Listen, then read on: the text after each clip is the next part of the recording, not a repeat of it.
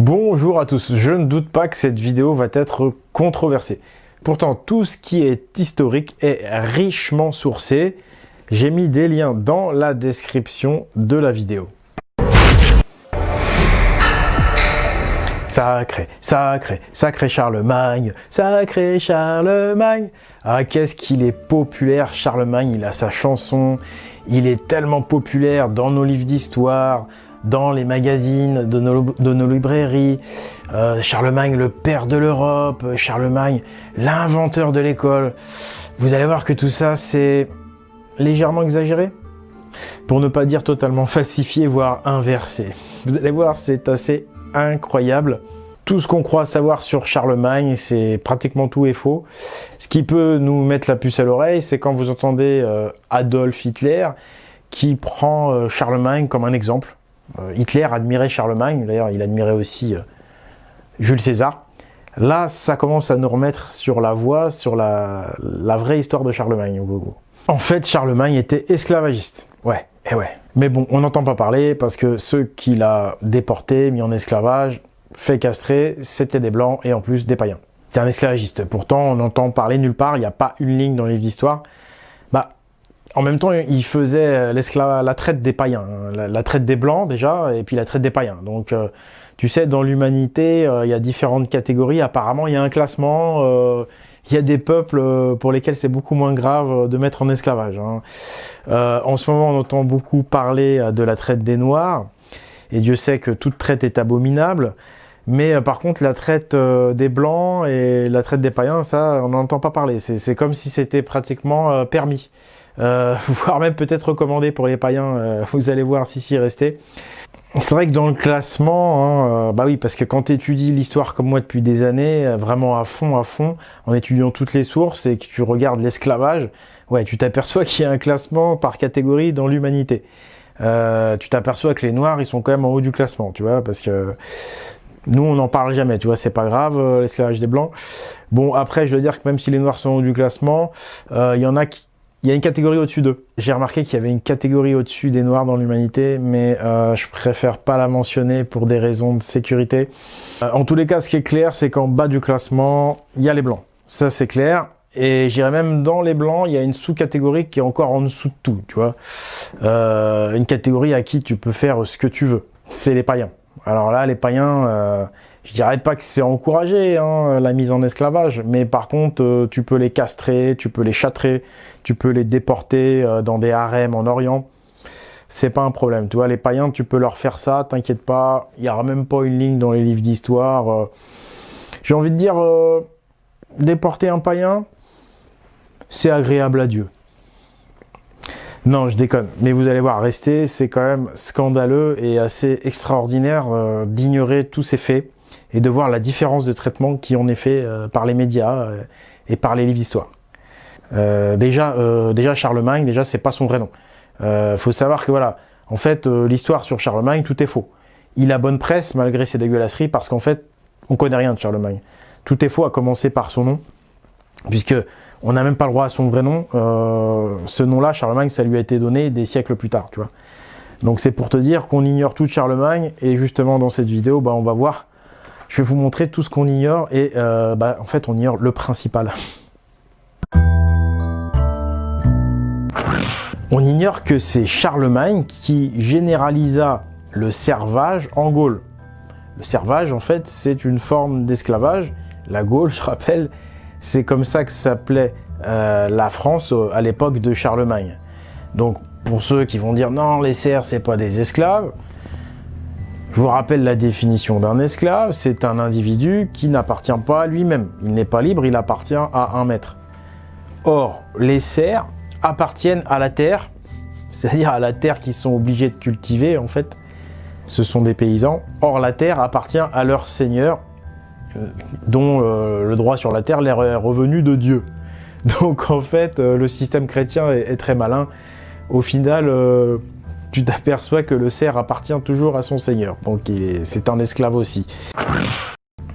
On ignore que c'est Charlemagne qui a imposé le christianisme par la force en Gaule. Et oui, Clovis n'était même pas chrétien, sous les Mérovingiens, le culte était libre. En réalité, Ce sont les Carolingiens qui sont les premiers rois judéo-chrétiens de Gaule. Ils sont les premiers à faire une alliance avec le pape de Rome et à imposer cette religion de manière obligatoire. Puisque sous les Mérovingiens, la religion était libre. Ils étaient laïcs. On ignore que Charlemagne, lors de sa conquête de la Germanie, de la Saxe plus exactement, a exterminé les fidèles à Odin. Il a perpétué un génocide à Verdun en 782 et il a déporté des milliers, des millions, voire même de Germains déportés en esclavage. Charlemagne faisait la traite des païens et particulièrement des Germains et des Slaves qu'il revendait à l'Empire musulman, au califat de Cordoue, par l'intermédiaire des marchands juifs. Belle solidarité entre monothéistes. Après tout, les païens, je vous dis, dans le classement de l'humanité, ils sont tout en bas, c'est pas grave. Il n'y a même pas une ligne dans les livres d'histoire sur ça. Charlemagne a protégé sur son territoire des centres de castration pour adolescents blonds, principalement des Germains déportés. C'était à Verdun en France, tout près de sa capitale à Aix-la-Chapelle. C'était des manufactures d'eunuques, véritablement, c'était organisé, des manufactures d'eunuques où on castrait donc ces adolescents blonds qu'on revendait à l'Empire musulman qui s'en servait dans les harems. Et donc tout ça était réglementé et protégé, cette traite et cette castration, par les Carolingiens, au point d'avoir des manufactures en plein cœur de l'Empire carolingien. Et alors, quel est le vrai nom de Charlemagne? Eh bien, c'est Carolus Magnus. Carolus Magnus, ça sonne romain, évidemment, puisque Charlemagne a été couronné par le pape, nouvel empereur romain, et il n'y avait pas eu d'empereur romain depuis le dernier, qui datait de 480 par là, puisque vous savez que les Mérovingiens, eux, avaient détrôné, battu les Romains, et ils avaient anéanti l'Empire romain. Il n'y avait plus d'empereur romain grâce aux Mérovingiens, et donc les Mérovingiens ont été vaincus par les Carolingiens, qui eux, donc avec Charlemagne, se sont rebaptisés à nouveau empereurs romains. Puis il n'y a qu'à regarder, le plus caractéristique, c'est ce denier de Charlemagne, où on croit reconnaître pratiquement Jules César. C'est vraiment le style romain par excellence, complètement rasé, alors que les Celtes, eux, avaient la barbe, la moustache, les cheveux longs. Carolus Magnus, je vais l'appeler comme ça, puisque c'est son vrai nom. Donc Carolus n'a jamais parlé le moindre mot français. D'ailleurs, la langue française n'existait même pas encore à l'époque. De plus, Carolus ne parlait que le latin. Carolus n'était pas germain, il n'avait rien d'un germain. En fait, il a usurpé avec les Carolingiens. Ils ont essayé de faire croire qu'ils étaient issus de la noblesse franque. En fait, pas du tout. Leurs origines sont très obscures. Ces origines obscures, on y reviendra plus tard. Carolus se revendiquait également roi d'Israël, nouveau roi David. Et d'ailleurs, en se conduisant de manière violente et exterminatrice vis-à-vis des Germains de Saxe, plusieurs auteurs estiment que Carolus n'a fait que se conduire conformément aux préceptes de l'Ancien Testament, entre autres. Les Carolingiens, la dynastie de Carolus, a pris le pouvoir par la guerre, par la force et la ruse aux Mérovingiens. Et ce, avec le soutien à la fois de l'Église catholique, de Rome, mais aussi avec le soutien très appuyé des musulmans. Le grand-père de Charlemagne, Charles Martel, a fait alliance avec les Maures, c'est-à-dire les arabo-musulmans, pour vaincre les Mérovingiens en 732 à Poitiers. C'est-à-dire que le grand-père de Charlemagne, Charles Martel, n'a pas expulsé les Arabes à Poitiers en 732. Non, il a expulsé les armées sarrasines, oui. Mais qui étaient les Sarrasins? Les Sarrasins n'étaient pas des Arabes, les Sarrasins étaient le sobriquet donné aux Bretons. C'est comme ça qu'on appelait les Bretons. Et les armées en fait qui défendaient les Mérovingiens et leur culture kelto-germanique. Donc Charles Martel a expulsé les Celtes en 732 à Poitiers et non pas les Arabes. Au contraire, Charles Martel a reçu le soutien des armées maures, des armées arabo-musulmanes. Et c'est pourquoi dans les sources musulmanes, les Arabes sont donnés vainqueurs à Poitiers en 732. Le précurseur de la dynastie carolingienne, Charles Martel, grand-père de Charlemagne Carolus, a donc expulsé l'armée celto-germanique païenne des Mérovingiens grâce à l'armée musulmane des Maures, les Maures qu'ils ont fait venir en Gaule, et dont on ignore s'ils sont repartis, ces Maures en Espagne musulmane, ou s'ils sont restés en se convertissant au christianisme. Carolus Charlemagne n'a pas inventé l'école, mais il l'a totalement réformée au profit de l'église chrétienne et au détriment des guildes de compagnons. C'est-à-dire qu'avant, le mode d'enseignement, c'était de maître à apprenti, le mode des compagnons. Le mode Jedi, j'ai envie de dire. Et Charlemagne a interdit ce mode Jedi et il l'a remplacé par le mode de l'école catholique, à qui il a donné le monopole. Il a fait même interdire les guildes de compagnons. Carolus Charlemagne est celui qui a engendré les invasions vikings. Après avoir agressé les Germains, après en avoir exterminé, après les avoir convertis par l'épée et dans le sang, beaucoup avaient migré dans le nord pour s'y réfugier. Et donc les Vikings vont se défendre en contre-attaquant contre l'Empire. D'autant que les Vikings étaient complètement isolés du reste du monde, puisque le reste du monde était christianisé et il y avait un embargo. Les chrétiens avaient fait un embargo contre la Scandinavie druido-odinique, celto-nordique. Et donc les Vikings, de toute façon, n'avaient plus le choix. Les invasions vikings étaient donc de la légitime défense par rapport à l'empire expansionniste et esclavagiste des Carolingiens.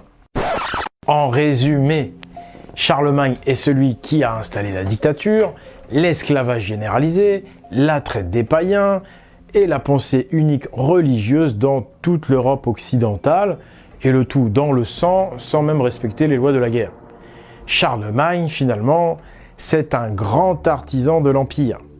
Précurseur du nouvel ordre mondial, il s'inscrit dans l'histoire comme un grand ancêtre pour les impérialistes du NOM, dans la continuité de Jules César. Lui et son père ont donné beaucoup de pouvoir à l'Église de Rome, qui est restée jusqu'à ce jour toujours aussi influente dans nos académies universitaires.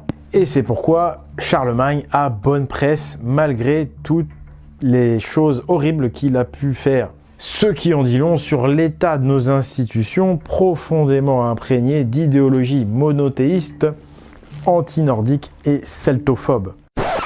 Bon, et alors maintenant, qu'est-ce qu'on fait par rapport au contexte actuel où on ne parle que de la traite des Noirs et où on occulte la traite des Blancs et la traite des païens? Qu'est-ce qu'on en fait de tout ça? Aujourd'hui, le fait de ne parler que de la traite des Noirs, en culpabilisant uniquement les Blancs, cela permet de faire oublier le fait que les premiers esclaves ont été les Gaulois. Des millions de déportés par Jules César, puis c'est Charlemagne qui va continuer à déporter les Celtes, les Germains. Il va continuer cette politique d'esclavage à l'encontre des Celtes. C'est-à-dire les Celtes, ce sont en réalité les Blancs insoumis aux religions monothéistes. En fait, c'est une véritable inversion accusatoire qui a lieu sous nos yeux. Aujourd'hui, les Blancs, descendants des Celto-Germains mis en esclavage, sont accusés d'esclavagisme, alors qu'ils en ont été les victimes. On fait la chasse à l'esclavagiste en accusant les victimes, tout en faisant la promotion des religions monothéistes qui, elles, sont esclavagistes. C'est le monde à l'envers, c'est l'inversion accusatoire. Tout est comme si on voulait réinstaurer un système d'exploitation qui tendrait à l'esclavagisme en avançant de façon masquée, évidemment, on ne va pas l'afficher tout ça. Le tout pour réinstaurer une dictature, et pour ce faire, il faut également, pour les esclavagistes, éviter que les Blancs se rendent compte de cette supercherie. Surtout qu'ils se rendraient compte qu'on leur a volé leur identité, leur culture traditionnelle, et leurs dieux et leurs déesses. C'est pourquoi le NOM est viscéralement celtophobe et anti-nordique. Alors maintenant, aujourd'hui, qu'est-ce que ça signifie que s'identifier à Charlemagne? Cet homme a mis en esclavage le peuple gallo-germain. Le fait de s'identifier à lui quand on est français, c'est finalement s'identifier à son oppresseur. C'est le syndrome de Stockholm, le syndrome du chien battu. Et puis c'est surtout renier, sans le savoir, sa véritable identité et faire l'apologie, toujours sans le savoir, de l'impérialisme et de l'esclavagisme. C'est vraiment masochiste, un peuple qui s'identifie à son oppresseur, ou en tous les cas à l'oppresseur de ses ancêtres. Mais pour les élites qui se revendiquent descendre de Charlemagne, c'est très bien.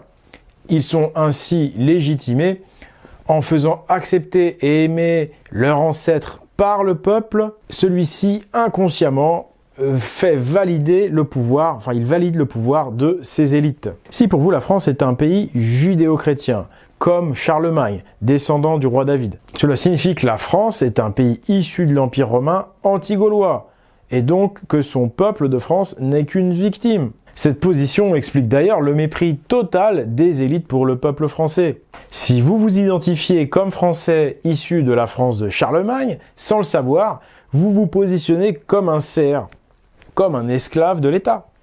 Par contre, si vous voyez la France comme un pays celto-germanique, une nation issue de Clovis, le vrai Clovis, le Clovis descendant d'Odin, celui qui se revendique de la tradition primordiale odinique.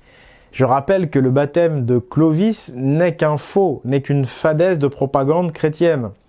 Si vous identifiez aux Mérovingiens qui célébraient les fêtes celto-germaniques, alors là, vous vous mettez dans la position d'un homme libre. Vous vous mettez dans la position de demander des comptes à ceux qui contrôlent non seulement nos universités, mais également l'appareil d'État français.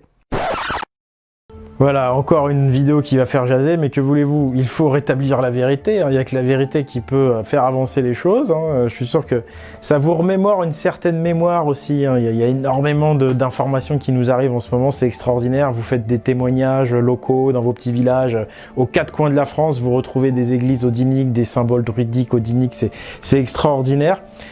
Donc merci à vous tous. Je vous rappelle que ces vidéos sont financées par le Tipeee. Le Tipeee de l'Esprit Viking, c'est mon financement participatif. Grand merci à tous ceux qui me soutiennent, quelle que soit la somme. Ce qui compte, c'est le geste. Et puis merci à tous ceux qui pourraient éventuellement le faire un de ces jours. Merci également à toute la communauté Pagan. Je vous rappelle le site pagan.eu où vous pouvez voir l'accès à la communauté, au Discord. Je rappelle également que j'édite des livres d'histoire pour réinformer aux éditions L'Esprit Viking sur espritviking.com. Voilà, donc j'espère que cette vidéo vous aura été agréable. Dans ces cas-là, parlez-en autour de vous, diffusez-la, partagez-la. Voilà, je crois beaucoup dans le bouche à oreille. Rétablissons la vérité, ça fait du bien, même si ça peut... Des fois, c'est vrai que c'est assez scandaleux, c'est assez choquant, mais bon, il faut le faire, il faut avancer. Donc, encore une fois, merci à tous pour votre soutien. C'était Oleg de Normandie pour vous servir, mais surtout pour servir la justice et la vérité. À bientôt, au revoir, merci.